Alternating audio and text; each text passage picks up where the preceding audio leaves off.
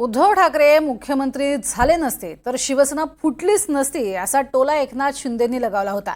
त्यावर आता संजय राऊतांनी पलटवार केलाय। एकनाथ शिंदे त्यावेळेला ज्युनियर होते, मित्र पक्षातील नेते त्यांच्या हाताखाली काम करायला तयार नव्हते असं संजय राऊतांनी म्हटलंय। मगाशी रामदासबाई म्हणाले ते बरोबर आहे, खुर्चीचा मोह झाला आणि सगळं संपलं।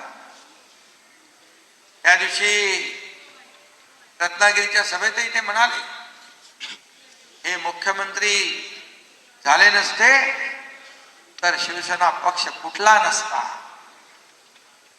कशासाठी काय मिळवलं बरं, कुणाला मुख्यमंत्री व्हायचं होतं?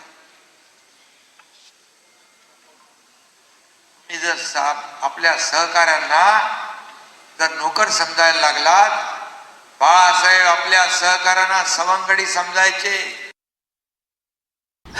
मग तुम्ही ज्यांच्या दावणीला धनुष्यबाणाचा मांडलेला आहे, चोरलेला, ते काय योग्य आहे का?